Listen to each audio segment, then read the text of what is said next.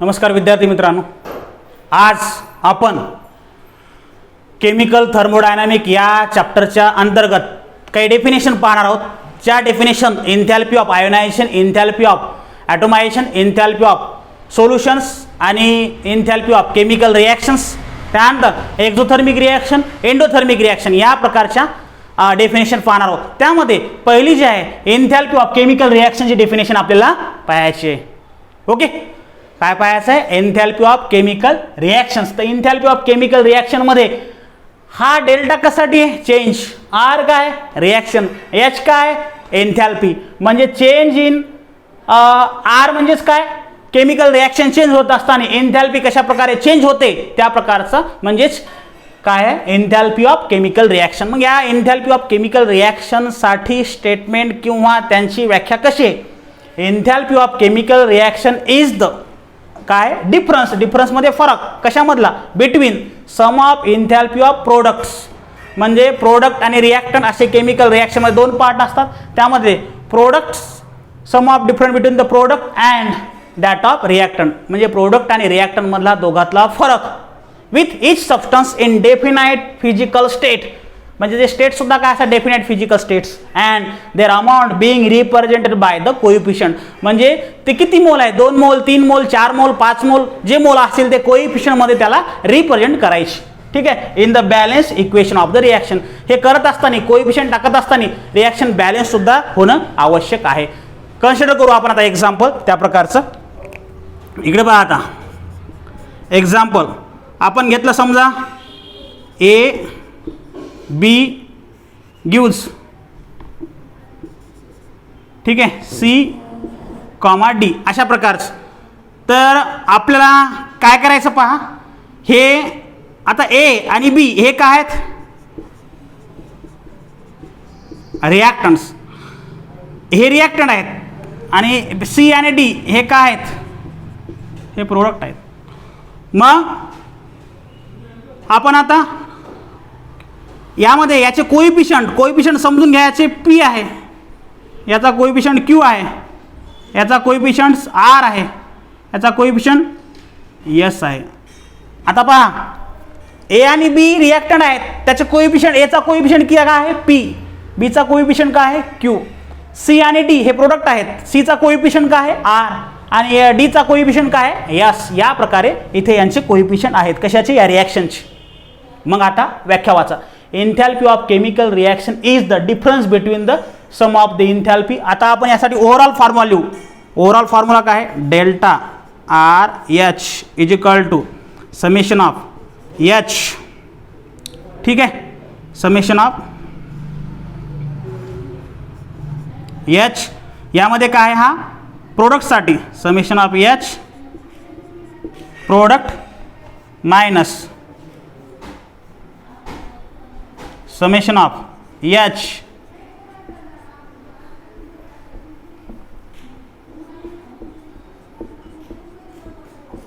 रिॲक्टंट्स. आता पहा काय जनरल इक्वेशन किंवा फॉर्म्युला जो आपण आता आपल्याला या केमिकल रिॲक्शनच्या माध्यमातून आपण इथे लिहिलेला आहे. ठीक आहे, तो काय आहे? Delta R H. Delta R H म्हणजे काय? एन्थॅल्पी डिफरन्स, की त्याला म्हणा enthalpy chemical reactions, enthalpy of chemical reaction. हा काय आहे? समेशन. समेशन म्हणजेच काय? सर्वांची बेरीज. कशाच्या? सर्वांची बेरीज एन्थॅल्पीची. कशाचा एन्थॅल्पी येतो? प्रोडक्ट्स. आणि minus summation of H reactant म्हणजे एन्थॅल्पी ऑफ रिॲक्टंट. मग आता आपण व्याख्याकडे जाऊ. व्याख्या काय सांगते? एन्थॅल्पी ऑफ केमिकल रिॲक्शनचे डिफरन्स बिटवीन, डिफरन्स आहे कशातला? Sum of enthalpy of product म्हणजे दोघाची बेरीज, sum of enthalpy of product. Difference म्हटल्यानंतर मायनस चिन्ह येणार. अँड दॅट ऑफ रिॲक्टंट्स याचे सुद्धा सम. हे जे समेशन आहे ते समेशन हा समसाठी यूज केला. Summation of enthalpy of reactant आणि summation of enthalpy of product. आणि डेल्टा आर एच हा काय आहे? Enthalpy of chemical reactions. Okay, with each substance in definite physical state. त्याचे फिजिकल स्टेट डेफिनाइटमध्ये राहणार. And their amount being represent by the coefficients in the balance equation of the reaction. आता जर हे असे कोइफिशियंट असते R S A P B तर हे सुद्धा काय करायचं? तर मेन्शन करायचे. कुठं? हे reaction chemical reaction enthalpy of chemical reaction लिहित असताना आणि हे मेन्शन करत असताना जेव्हा आपण एक्झाम्पल घेऊ त्यावेळेस ते मेन्शन आपण तिथे करणार आहोत. ठीक आहे, हे जनरल रिॲक्शन घेतल्यामुळं आपल्या इथे सध्या तरी मेन्शन करता येणार नाहीत. आपण जनरल फॉर्म्युला लक्षात ठेवू आणि जेव्हा आपण सॉल्व्ह करू एक्झाम्पल त्यावेळेस त्या लक्षात गोष्टी येतील. ठीक आहे, म्हणजेच त्याचे कोइफिशियंट सुद्धा लिहिणं आवश्यक आहे आणि ते कोइफिशियंट लिहिताना काय करायचं की ते बॅलन्स सुद्धा झाले पाहिजेत. ठीक आहे, रिॲक्टंट आणि प्रोडक्ट बॅलन्स झाल्यानंतरच ती आपण ओव्हरऑल रिॲक्शन घ्यायची आणि तीच आहे एन्थॅल्पी ऑफ केमिकल रिॲक्शन्स. अशा प्रकारे हे डेफिनेशन इथे झालेली आहे. Okay, now next. आता नेक्स्ट डेफिनेशन आहे ती आपल्याला घ्यायची आहे. ती नेक्स्ट डेफिनेशन आहे एक्झोथर्मिक रिॲक्शन एंडोथर्मिक रिॲक्शन्स. ठीक आहे, एक्झोथर्मिक रिॲक्शन एंडोथर्मिक रिॲक्शन अशा दोन्ही प्रकारच्या रिॲक्शन आपल्याला तिथे लिहायच्या आहेत आणि लिहित असताना त्यामागे कन्सेप्ट काय आहे तो पाहायचा. ठीक आहे, त्या पाठीमागाचा कन्सेप्ट काय आहे तो आपल्याला पाहायचा आहे. तर त्यामध्ये पहिली कोणती आहे, एक्झोथर्मिक रिॲक्शन्स. काय आहे, एक्झोथर्मिक रिॲक्शन्स. एक्झोथर्मिक रिॲक्शन काय पहा, reactions in which reaction in which system exothermic reaction the reaction in which system release RELEASED release काय रिलीज करते, रिलीज करणे म्हणजेच त्याला रिमूव्ह करणे. काय रिमूव्ह करते, हीट. ठीक आहे, to the surrounding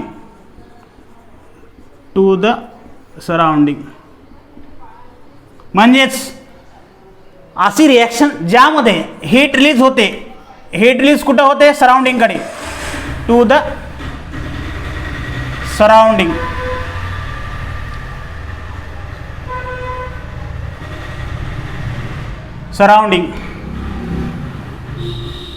This reaction called the reaction in which system release heat to the surrounding called exothermic reactions. आता एक्झोथर्मिक रिॲक्शन काय आहे, एक्झोथर्मिक रिॲक्शन म्हणजे अशा प्रकारचे reaction in which system release heat. System जर heat release करत असेल, system release heat करणार पण कोणाकडे, तर आपल्याला दोनच कॉन्सेप्ट इथे महत्त्वाचे आहेत केमिकल थर्मोडायनॅमिकमध्ये, एक सिस्टीम आणि दुसरा आहे सराउंडिंग. तर सिस्टीम हीट रिलीज करते कोणाकडे, सराउंडिंगकडे. ही प्रोसेस आहे त्या किंवा ही रिॲक्शन आहे त्या रिॲक्शनला काय म्हणायचं, एक्झोथर्मिक रिॲक्शन्स. आता आपल्याला एंडोथर्मिक रिॲक्शनची व्याख्या पाहायची. आपला आता ही व्याख्या झाली एक्झोथर्मिक रिॲक्शन्स. आता आपल्याला काय पाहायचं आहे, endothermic reactions.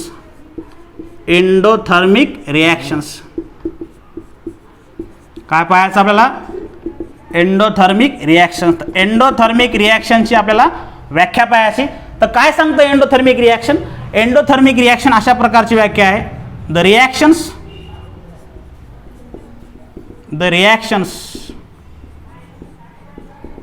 in which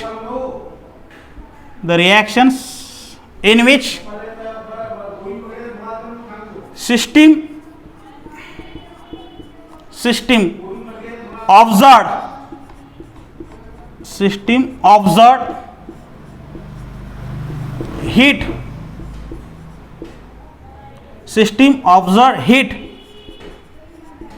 from surrounding. System observe heat from surrounding called endothermic.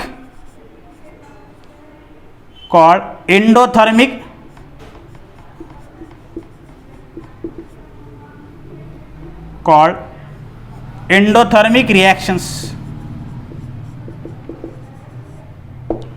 काय याची व्याख्या, the reactions in which system observe heat from the surrounding called endothermic reactions.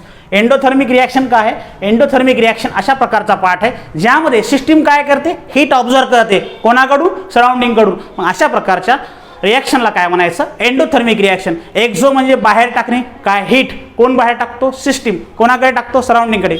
आणि एंडोथर्मिक म्हणजे काय, ऑब्झर्व करतो हीट, कोण? सिस्टीम. कोणाकडून? सराउंडिंगकडून. तर या प्रकारे एक्झोथर्मिक रिॲक्शन, एंडोथर्मिक रिॲक्शन ह्या दोन्ही डेफिनेशन इथे पूर्ण झाल्या. आता आपण समोरचे डेफिनेशन पाहणार आहोत.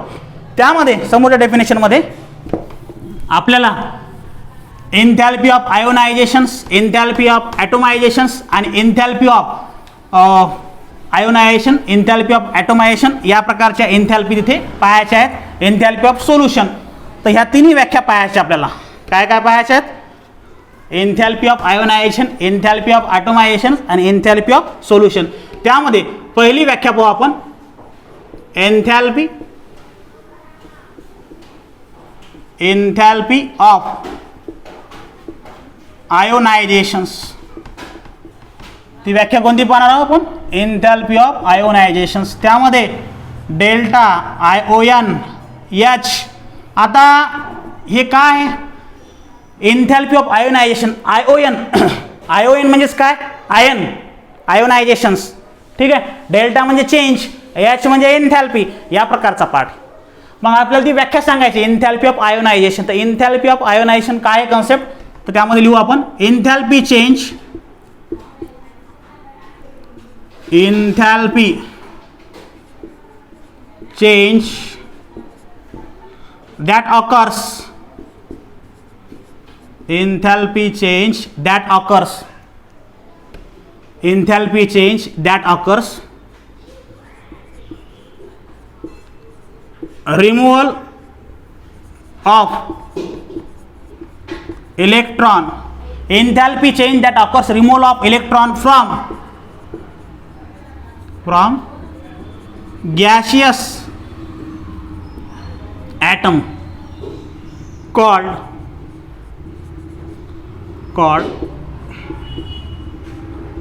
enthalpy of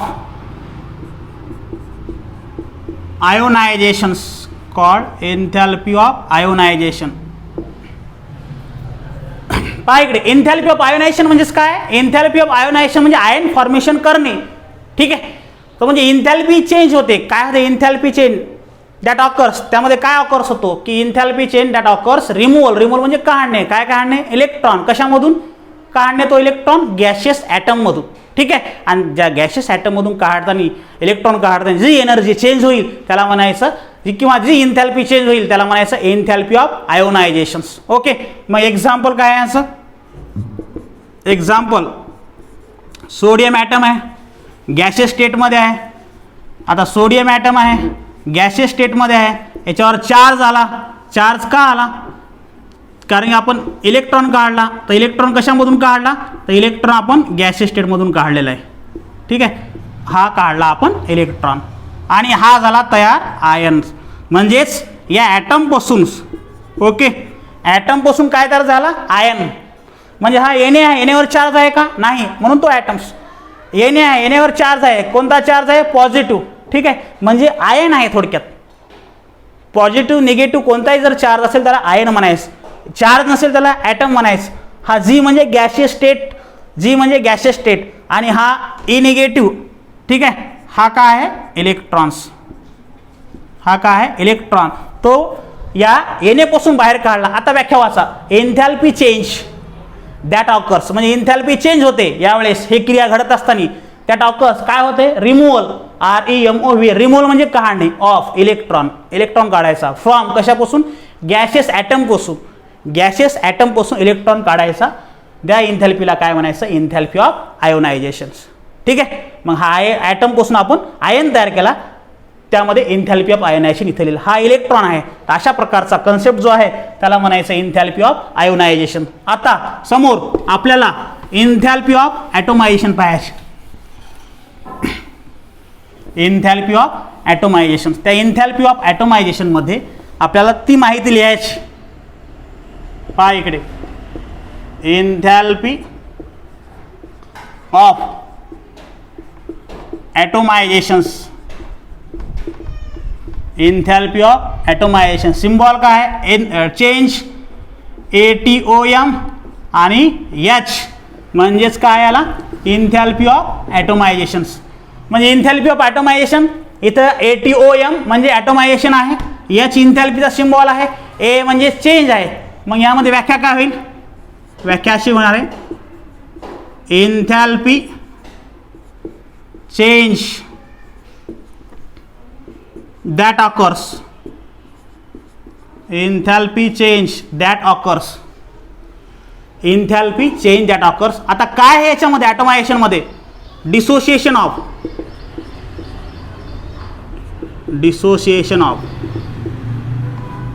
1 मोल ऑफ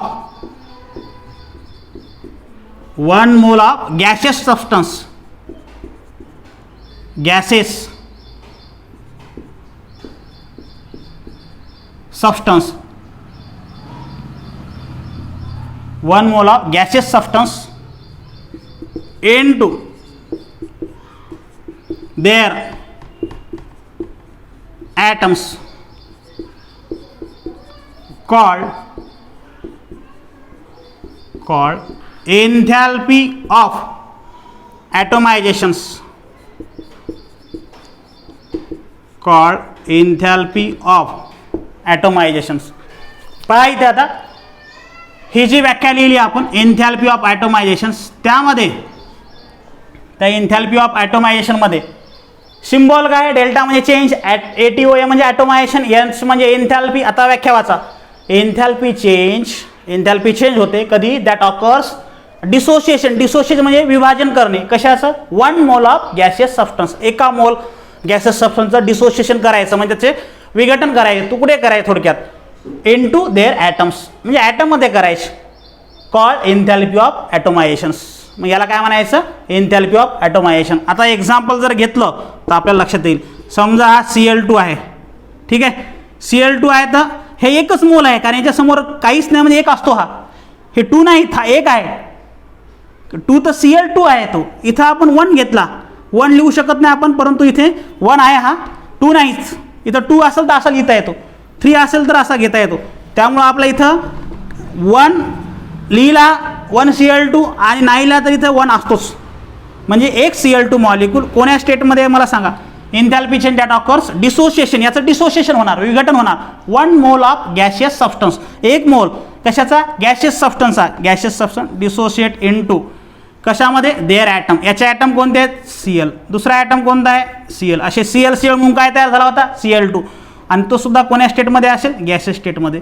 म्हणजेच आता आपण ही व्याख्या पूर्ण झाली असं म्हणू शकतो. काय? Enthalpy change that occur dissociation of 1 mole of gaseous substance into their atoms called enthalpy of atomisation. आता ही क्रिया होत असताना ही रिॲक्शन लिहिली म्हणजेच पूर्ण झाला अशातला भाग नाही, यामध्ये एन्थॅल्पी पण असते त्यामध्ये, ठीक आहे. परंतु ही लिहित असताना एन्थॅल्पी स्पेसिफिक अमाऊंट आपल्याला लिहायची गरज नाही, कारण स्टँडर्ड एन्थॅल्पी त्यामध्ये हा कन्सेप्ट नसल्यामुळं आपण त्यामध्ये एक्झाम्पल लिहून त्या प्रकारे ओरली जरी सांगितलं तर कन्सेप्ट कव्हर होतो.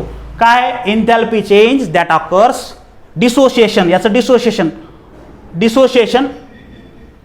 Of 1 mole of gas, dissociation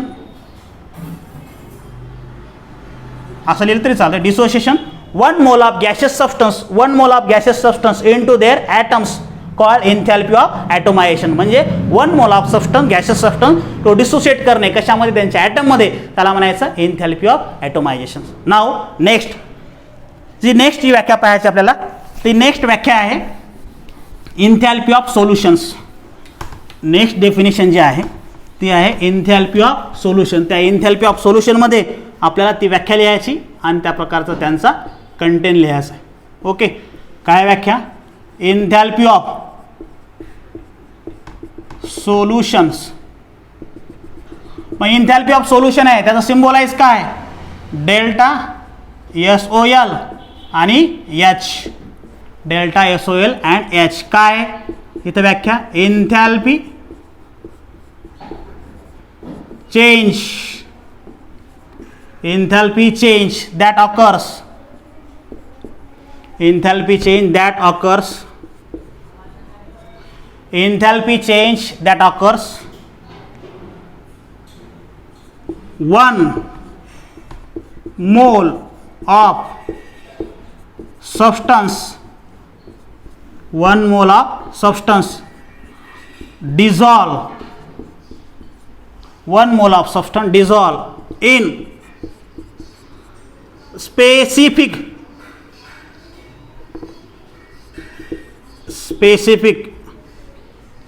amount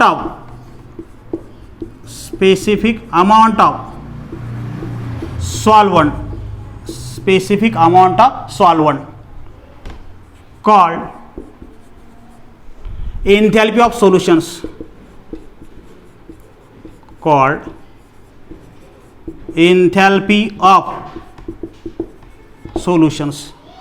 मग आता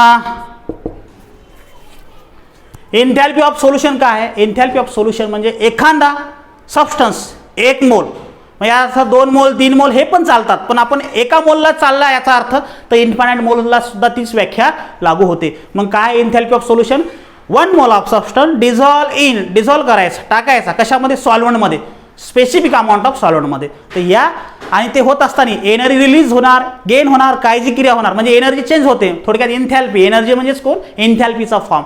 एन्थॅल्पी कशाचा फॉर्म आहे? एनर्जीचा फॉर्म. त्यामुळं एनर्जी किंवा एन्थॅल्पी जर चेंज होते त्यालाच म्हणायचं enthalpy of solution. एन्थॅल्पी of solution काय आहे की एक पर्टिक्युलर त्यामध्ये काय आहे? 1 mole of substance dissolve in specific amount of solvent called enthalpy of solutions. ठीक आहे. मग एक्झाम्पलमध्ये काय घेऊ आपण आता? NaCl आहे थोडक्यात. तो कोण्या स्टेटमध्ये? सॉलिड स्टेटमध्ये. तो टाकायचा आहे कशामध्ये? टाकायचा तो ॲक्वियसमध्ये. ठीक आहे. ॲक्वियसमध्ये इथं समजा उदाहरणार्थ कन्सिडर करू आपण वॉटर आहे. ठीक आहे. मग याच्यामध्ये टाकल्यानंतर आता NaCl सॉलिडमध्ये राहील का? नाही. NaCl कोण्या स्टेटमध्ये तयार झाला? म्हणजे कोणती स्टेट राहील? ॲक्यू म्हणजे ॲक्वियस. म्हणजे इथं NaCl सॉलिडमध्ये होता, इथं NaCl सोल्युशन फॉर्मेशनमध्ये आहे. इथं NaCl मिठाचा एक खडा आहे आणि इथं NaCl काय आहे? मिठाचं एक सोल्युशन आहे. अशा प्रकारचा पार्ट म्हणजे सॉलिडकडून ॲक्वियसकडे याचं रूपांतर केलं. ठीक आहे. म्हणजेच काय? Enthalpy change that occurs 1 mole of substance dissolve in specific amount of solvent called enthalpy of solution. याप्रमाणे हे एन्थॅल्पी ऑफ सोल्युशनची व्याख्या इथे पूर्ण झाली. अशा प्रकारे आपण enthalpy of chemical reactions, exothermic reaction, endothermic reaction, enthalpy of ionisation, enthalpy of ॲटोमायझेशन आणि एन्थॅल्पी ऑफ सोल्युशन अशा 6 डेफिनेशन या चॅप्टरमध्ये या पिरियडमध्ये आपण पाहिलं आहे. Okay, thank you.